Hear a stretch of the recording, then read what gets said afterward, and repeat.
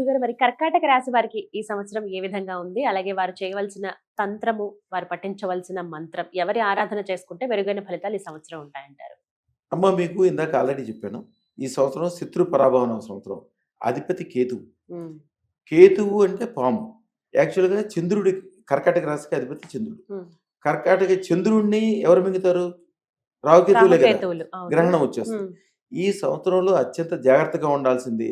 లేదు స్థిరమైన డెవలప్‌మెంట్ యాక్చువల్‌గా ఎవరైనా డెవలప్‌మెంట్ చెందాలంటే పైకి, కిందకి, పైకి, కిందకి, పైకి, కింద కొట్టి గ్రాఫ్ అట్లా ఉంటది. హ్మ్. అవును. కానీ వీళ్ళకి అదృష్టం ఒక్కసారి తగిలిందా స్థిరంగా పైకుంటారు. ఒక వెళ్ళిపోతారు. చంద్రబాబు నాయుడు గారు, ఒక ఆ!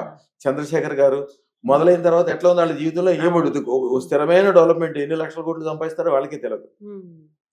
కేతు అనుకూలం అవ్వాలి. హ్మ్. కేతువు ఎవ్వరి మాట ఇనడు. ముఖ్యంగా వీళ్ళకి అసలే ఇనడు.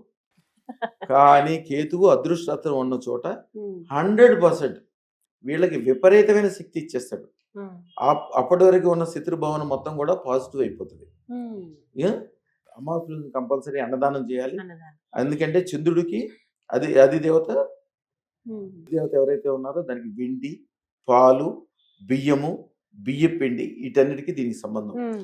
వీళ్ళు ఈ సంవత్సరం పాటించాల్సిన రెమెడీ ఏంటంటే రాత్రిపూట కనీసం ఈ సంవత్సరం మొత్తం మీద 3 సార్లైనా కూడా వెండి గిన్నెలో కానీ, తెల్లగా ఉండే పింగాణి గిన్నెలో కానీ, జర్మన్ సిల్వర్ గిన్నెలో కానీ పాలతో చేసిన పరమాన్నాన్ని తయారు చేసి హ్మ్. దాంట్లో పంచదార కలపాలి, బెల్లం కాదు. హ్మ్. పంచదారతో చేసింది చంద్రుడి కింద పెట్టాలి.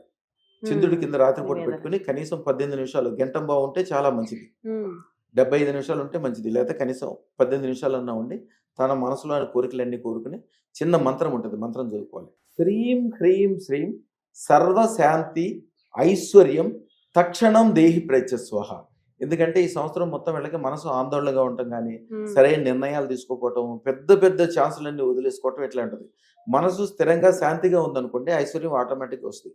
అది ఇచ్చేది అదృష్టత్వం. అందరికీ ఉపకారం చేయగలిగే శక్తి వీళ్ళకి కలగటం ఇవన్నీ కూడా వీళ్ళకి ఈ సంవత్సరం కలుగుతుందమ్మా. జీవితం అద్భుతంగా మారుతుంది. బావుంటుంది. శుభం బియ్య తల్లి. చక్కగా తెలిపారు. నమస్కారం అండి. అమ్మా.